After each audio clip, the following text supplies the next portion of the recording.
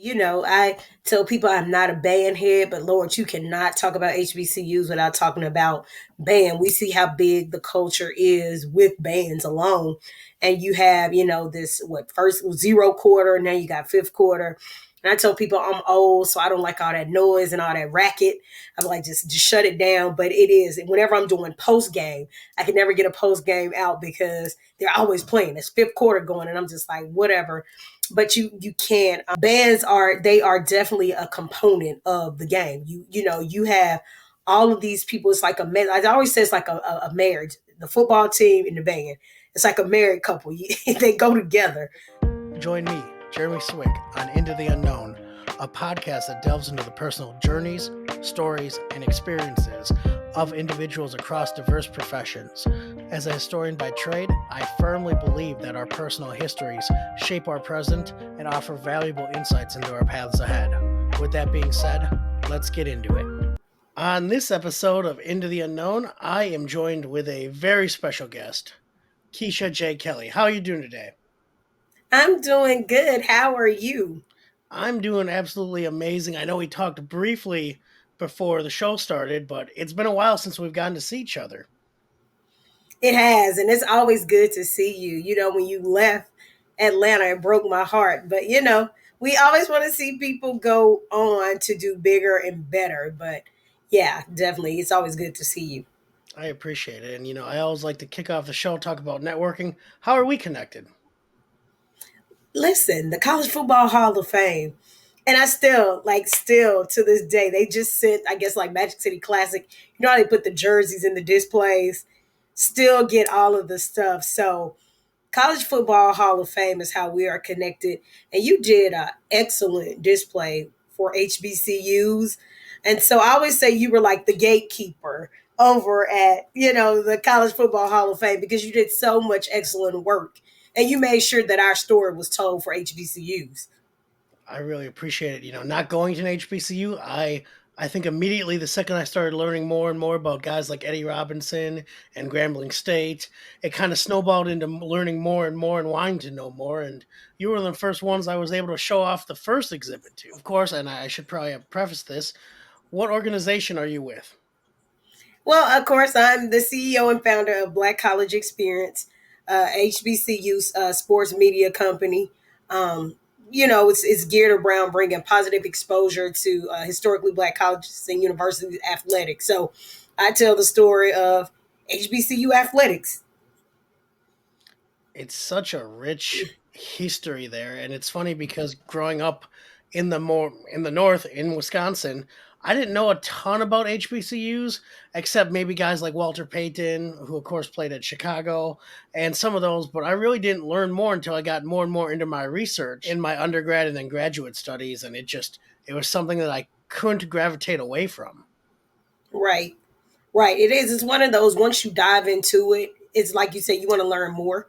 And it's so much history. And I'm one of those people, although I'm not the historian like you, I love old sports. I don't care what it is, old NFL, old HBCU, whatever it is, I love old stuff. So I like to just kind of dig back and just go back. Sometimes I just go back and like, oh, let's look at the 1800s, what it looked like when they were playing football, like what the uniforms look like, what the cleats look like. I love to go back and just kind of see what it was like before now. And in one of those things, I realized through research, through learning, that often PWIs, and for those who don't know, predominantly white institutions, I think a lot of times their story has been told on the big screens at times and things like that of how football emerged out of, Rutgers and Princeton and all that. But the more and more research I did and learned, it's going parallel with HBCUs, historically black colleges and universities. You see the same gear from the 1890s, the same group of photos, the same events happening, and they weren't exactly intertwined just yet, but it was one of those fascinating stories I got to learn more about. Right. So I want to learn more about you, your story, that comic book issue number 1. Who are you? So, of course, I am Keisha J Kelley. I am born and raised in Huntsville, Alabama. So I'm right down the street from Alabama A&M. Um, for those that don't know, that's the Hill. which is getting ready to embark up on Magic City Classic. I think it's the 83rd, 84th meeting this year. Um, and the fun fact behind that is I graduated from Southern University, but my twin sister graduated from Alabama A&M. So although Alabama A&M and Alabama State will clash this weekend, next weekend Southern University, Alabama A&M will clash. So my sister cares nothing about sports.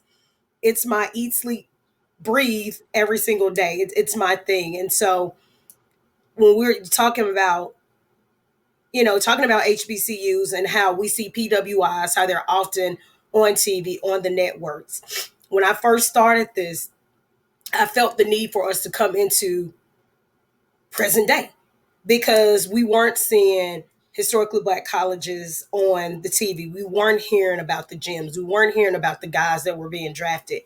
And there were so many guys that were just going under the radar. And I think one of those main people that I talked about coming in was Tarik Cohen. Fourth round with the Chicago Bears. Tarik Cohen out of North Carolina A&T was one of those gems that people were not talking about. And then we see what happened with Celebration Bowl. And it was just like a breakout game in 2015 when he played against the Alcorn State Braves. So it was the need to tell the story of our historically black colleges, of our athletes, because we're like, okay, well, just because we're not, Power Fives, aren't these PWIs, does not mean that we don't have stories. It's still X's and O's. You might have more resources, but we still have great guys coming out of these schools. And like you said earlier, you talk about the Eddie Robinsons, the Walter Paytons, people like that, the Jerry Rices, they started at HBCUs. It's one of those things I could not agree more. And shout out to the Celebration Bowl, everything they've done since 2015. John Grant, all those people have just done incredible in really making it like the Super Bowl of black college football. It's one of those things that I've loved to see the event grow. And I remember one of my first years working at the Hall of Fame, I had came home for probably Christmas or something around those lines, and I was able to watch that game on ESPN and tell my folks about what bands were playing and why the bands are important, and hey, you should learn more about the bands. And of course we'll get into how important the bands are, but it's one of those things to, even in my short time at the hall, it doesn't feel like that long ago, seeing how the games continue to grow for HBCUs. What got you into, as you mentioned, sports was one of your kind of interest levels and passions. How did you grow up a fan? The crazy thing is, I was never really athletic. I played basketball in like eighth grade, and that was like rec ball. It wasn't a full year. And I was one of those children. It's four of us, and so I have a twin sister, two older sisters, and then it was my mom and dad. I was the child, the youngest of four. So I was the one that always got into something. I was always doing something. I don't care what it was. Basketball, band, SGA, class president, home. I was always doing something. And even in my adult age, always doing something. And so I was the one person that was always doing something in the family. So I was like, oh, let me try basketball. And so when I did basketball, like I said, I was young. But then in high school, basketball was my sport. That was the sport I used to love to go watch. And then it kind of catapulted into basketball, football. And I don't know how I even got to loving football the way I did because basketball was always my sport. And then fast forward to after I graduated college, I started working for, of course, the now defunct. I was working for the National Basketball Developmental League, which was the Huntsville Flight. So I was like on this game day operations, and I thought I was the big stuff. I get to throw the t-shirts out there, and I'll still be holding like t-shirts and stuff back for my niece and nephew. And we also had the Arena Football League. And so we had the Tennessee Valley Vipers, and I would just kind of go and just watch those games. And in the mix of all of that, I started doing some work with like nonprofits. So like they had like blood drives or, donations like that. I started doing work around some of those NFL, some of those players that were from Huntsville. I started working around them. And I was like, you know what? I might actually like what I'm doing. And from there, it was like I started just kind of like, it's like, all right, I just started writing about them. And then from that writing about them in like 2000, around 2019, I started writing about them. And then it just kind of grew from there. into a passion full on in 2011. What happened in 2011? As you mentioned, you started learning more and more, and just really engrossing yourself in the sport. So in 2011, I left Huntsville and I moved to Atlanta. And I'll never forget. I remember I said I played basketball, and so the guy that was coaching me at the time, his daughter was in Atlanta, and somehow she had some kind of connection with radio. And she was like, "Hey, I think you should come on." So we hear the idea of radio. Now we've done this so many times, Jeremy. So we understand the talking, the back and forth, how to keep a conversation going. But I had no idea about dead air on like live.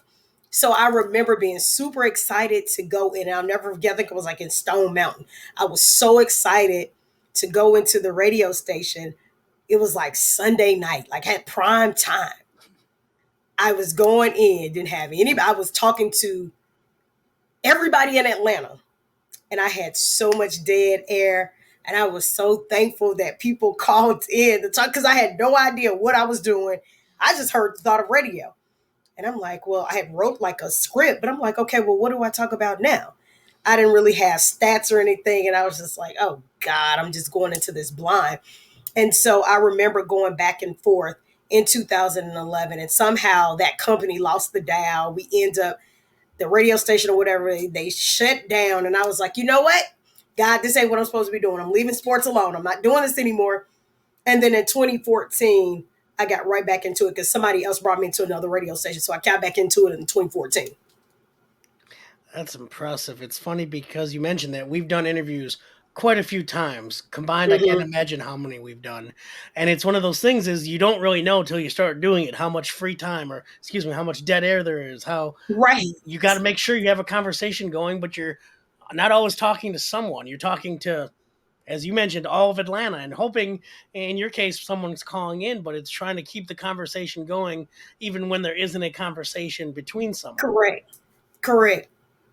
And I was just like, oh God, just praying, praying. I was like, because then, if it's a debate, you can kind of go with a debate. But I'm like, in sports, you got to know it has to be facts because they're going to call you out.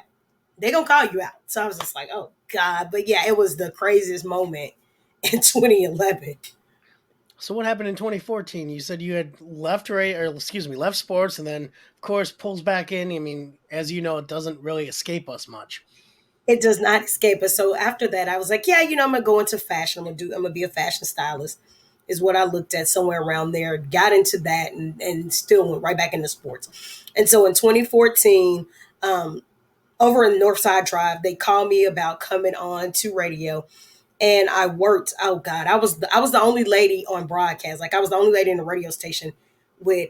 I had so many different. I swear, like I was on the radio with so many different guys. Um, God, I don't know. I can't even remember how many seasons because every season it seemed like I got new people, but I was the constant. I was always the same. It was always me, but I always had like different people that I was working with. So it's like they were kind of centered around me. And of course, they knew the importance coming in then of having a woman on air. And so I went back into sports in 2014. And that's when I kind of start to dabble with Black college experience because we were talking about everything NFL, every sport, but I was like, wait, we are not talking about Black college sports. So I kind of segue 2014-15 into talking about just the swag. I was just talking about the swag. I wasn't talking about nobody else but the swag. I was like, oh, okay, well, we're going to get this little live update because I was also doing another show. I think we were doing like 3 shows on a Sunday. It was just crazy. It's like, all right. And then stuff started happening in the MEAC. And I'm like, okay, there's no way that I can just have like a 15-minute broadcast. And so then it started to be where, okay, maybe you should put your own show together just to talk about these Black college sports. And so I would do these updates, 15, 20 minutes, talking about SWAC MEAC. And then it kind of segued into 2015 is where I start spinning the wheels to say, okay, it's time to do something. And we put it off. And then 2016, May of 2016, it's like, all right, we're launching Black College. The original name was The Black College Experience. I don't know how the got dropped off, but it dropped off somewhere along the way. It's funny you mention that because I think a lot of times, especially things you become passionate about, it happens really more organically. You started in sports, you realized that there was maybe not a ton of HBCU coverage. You found Hmm. that, and even at that time, it wasn't quite okay. I'm going to do a show. Let me talk about it a little more. Let me kind of get, again, a lot of it I think is so much getting that experience in and really starting Right. to hone your craft before you launch on something yourself, Correct. you know? That is so true. I mean, even down to the songs, we couldn't even figure out what song. And I was telling my co-host, I was like, listen, it does not have to be perfect, but we have to start. And he wanted everything to a T, because he's like an engineer IT type person. So it was like, okay, well, it has to be this song at this time. Everything had to be perfect. Meanwhile, I'm this person scratching, writing notes on the back of a piece of paper. He got a spreadsheet. I'm like, dude, that's not how I work. That's not how I work. But we worked together so well. But I was just this, hey, you just got to go at it. I was like, because if we don't start now, we're not going to start. And we just went in it. Keisha, I love that you mentioned just start. I think so much of that holds people back. It's the fear, Yep. especially when I'm trying to encourage people to get into podcasting. I'm like, you don't need the top of the line mic. You don't need a fancy camera. Of course, it helps. It's nice, but it's really just start. I mean, grab Right. your iPhone, grab whatever you have, and kind of start sharing your story. And I think sometimes we need that push to just go for it. Correct. So the Black College experience starts to grow. What kind of success did you see right away, or was it just you continually do your updates and then eventually your own show? So it was definitely consistency. It's the same thing I was talking to Coach Barry about it. It's always about buy-in, because people are not. You're like, okay, well, why should I listen to this? I already listened to 1,000 other shows. Why should I listen to this? And so it was more so about being consistent. And I'm one of those people. I've always been this person, but even more so now. You never know where the next opportunity is going to come from. So I was always this person like, just go get it, go get it. Whatever they invite you to, just go do it. No matter what it is, if it's only you and one other person, go do it. And so I remember going through that phase of just going doing it, just go doing it. I don't care what it was. If the Hawks was doing something, hey, if I can get access, I'm coming. I don't care what the events were, golf, whatever it was. I was just trying to get access just to get my name out. And I just started like any kind of football camps. I don't care what it was, pee wee leagues, whatever. I just wanted the access as a woman in sports, and so I just kept going and kept going and kept being very consistent. And with being consistent is doing the research. You got to be consistent. You got to be right. And I always tell people, you don't have to be first, but you do got to be right. The worst thing to do is have to recollect in sports. It's so horrible when you got to recollect. And so I was really consistent and just going, going, going, just attacking it, just doing stuff and just going wherever. I didn't care what. I remember going to Virginia in 2018, and it's really cold. It was really cold. And I drove up to Virginia, and I remember being I was probably like the only broadcast person for the HBCU Dream Bowl. And I remember them introducing me, and I'm in there with a room full of parents, and of course, a room full of young football players. And I remember them asking me to stand up. And I'm like, well, what is this about? And, they're all applauding me because I'm the only person that took that chance to come and cover that game, because nobody else wanted to do it. And I'm just sitting there trying to hold the tears back. And I'm just like, oh, thank you. And then after that, it's the conversations. And those are the kind of relationships that you build in this space, especially with HBCUs. Keisha, I couldn't agree more. I love that you hit on consistency. I think so much of it is continuing to show up, no matter, as you mentioned, whether it's Pee Wee League or, as you mentioned, college bowl games. I think another part of that is you're able to get more at bats. You're able to hone that craft. You're able to interview. You realize, okay, maybe this joke didn't land, or maybe this thing I said didn't land, but maybe let me rephrase it the next time, or let me try to think of, as you mentioned, doing your research. Let me ask you a question, or the coach or the player a question that they know about, or that's something of their life or something that's important to them. That's not the usual question, because it gets that split second of a pause Right. what are they saying? Or, oh, I want to maybe ask this person a question and learn more Right. about them. And that's exactly what I've learned to do. Is kind of because I know people will always ask about, it's going to always be stats. It's going to always ask about both sides of the ball. It's going to always ask those type of questions, depending on what the sport is. But I remember having a conversation with Pam Oliver, and she said, ask them something that they would normally ask. Ask them something personal. And so if you pay attention, a lot of my questions will be, I'll ask you maybe a serious question or two, but that last question is definitely going to be something that just ain't got, oh, coach, you think I can play football? Every time I ask that question, they all start to laugh, the players included, because it just really throws them off. As I said, so you're saying I can't play. But it's always something, maybe food or something else, because I know they're talking about whatever sport all day long. So it's like, let's take it away from there. Or like you said, something personal that they can relate to. I think it's so important you get, again, as you said, saying yes to things and not saying no to any opportunities, whether it made Yep. sense at the time or it didn't. It's just getting more of those chances to hone your craft, share your skill set, and you never know, as you mentioned, who's going to be in those rooms. Right.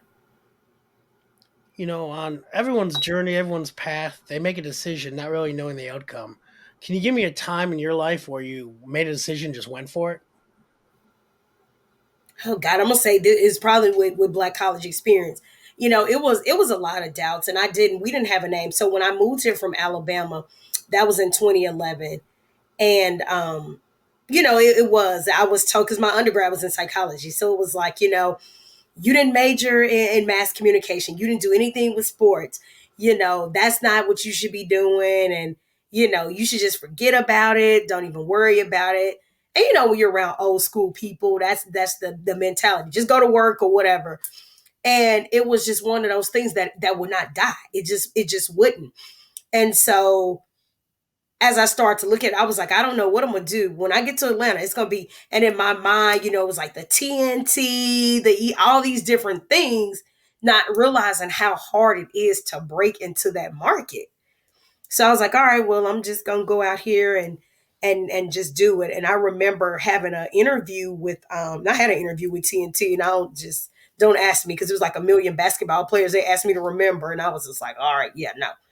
But I remember for Fountain City Classic, which is Fort Valley and Albany State, I remember a guy from Florida. He had a company. He was like, all right, you can be the reporter.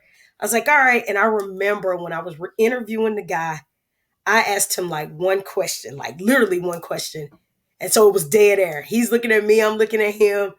The guy behind the camera was like, Keisha, seriously, this is your moment. And I was just like, but I went for it, and I could have just waited, and it could have just been like, nah, I ain't gonna do it again. But I hopped right back in there. Had to hop back in there. I just had to. So, because I was like, if I don't do it now, I'm never gonna do it. So that's, those are the stories that built me to where I got to. Speaking of building you to where you are now, what's going on with the Black College Experience now? So Black College Experience has been on what I call the HBCU homecoming tour since the beginning of October. My first stop was in Montgomery, so Alabama State was the first homecoming. Then I went home. Alabama A&M was the second homecoming. This past weekend, I was in Baton Rouge, so Southern University was the third homecoming. I'll bring it back into Magic City Classic this weekend. I'll take it back home for Alabama A&M and Southern University. Depending on what happens next, I'm gonna say the Battle of the AUC, Morehouse and Clark, Atlanta, and then of course Bayou Classic comes at the end, along with SWAC Championship and Celebration Bowl. I love that. It's funny you mentioned, and I do appreciate all about your interviews and just your general style. You do your homework, you do your research, and I remember that from when I created the or was part of the HBCU exhibit, the first iteration of it. I remember I wanted to get that as right as I possibly could, making sure every college football Hall of Famer that we had that attended HBCU was featured. And I always knew, talking to people who had attended HBCUs, you need the bands, and not just one of the bands. You need every single band. You're not going to forget one band. And I remember the other thing was I always wanted to make sure it's fair. I'm not ranking them. I'm not going to do all that. I'll let the students and the alumni decide that.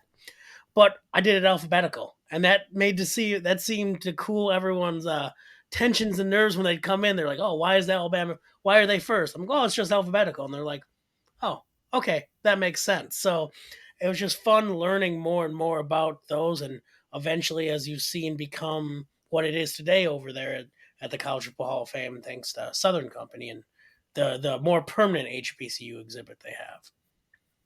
Oh, absolutely. I tell people I'm not a band head, but Lord, you cannot talk about HBCUs without talking about band. We see how big the culture is with bands alone. And you have, this first zero quarter, and then you got fifth quarter. And I tell people I'm old, so I don't like all that noise and all that racket.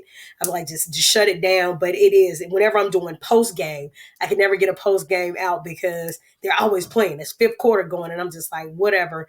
But you can't. Bands are definitely a component of the game. You have all of these people. It's like I always say it's like a marriage. The football team and the band. It's like a married couple. They go together, and so they're the highlight during halftime. And so, a lot of people are like, hey, I'm just here for the bands. Other people are there for the football team, no matter what you're there for. Band is one of those things that you can't ignore. And so we've seen, in all of these recent years, you got teams and media teams and a million people on the sidelines with cameras. And it's really chaotic on a Saturday night because everybody's shooting and recording, and you don't want them to get in your shot. You don't want to get in their shot. It is, but band is, yeah, it's very, jeez, I don't, week to week they rank them, and I'm just like, I don't even get into, I'm just like, whatever. Everybody's opinion is it, but yeah, it is. It get very serious. Absolutely. Title of the podcast, Into the Unknown. I know you mentioned a little bit of a homecoming tour, but what do you have going on? What do you see for 2025 and beyond? So looking at 2025, one of the things I said that I wanted to enter more into was partnerships, sponsorships, and so working with some of those, like with a few companies. Want to get more back into the side of scholarships. I want to go back to the scholarship component because I haven't got to that point, and I know like the financial aspect of it can be challenging for some people. So I really want to go back into that financial side of scholarships. Also, more sideline reporting. I'm dabbling in some TV stuff right now. So, more, I guess, like in front of the camera, with more people. But definitely, I would say the scholarship part is probably the most important for 2025. Now, we don't know if you see me on ESPN somewhere interviewing LeBron, just remember today's conversation. Absolutely. You know, if people want to learn more about you and your organization, where can they find you on social media? So, of course, I am Black College Experience across the board. I'm Black College EXP on Twitter. I'm Black College Experience on Instagram. Black College Experience on TikTok. The Black College Experience on Facebook. And then, of course, it's Black College Experience on YouTube. I went viral over the weekend. It wasn't on purpose. I did not do it on purpose. I really didn't. I was just posting a video clip of a coach from Southern, and he's an older guy. And so when I looked at it on TikTok, I was like, oh, okay, it's just going, it's going. I looked over there, now it's almost 60,000. And I was like, God, then I go back over here and it's like, oh, you reached this new thing. And I was like, well, doggone. As soon as we get here, it's like the followers are just growing, growing, growing. And I was like, well, dog, we need to monetize this. But, it wasn't on purpose, but that's where we are, Black College Experience. The more work I do, the more content I'm gonna put out. But Black College Experience is where you can find me on every social media platform.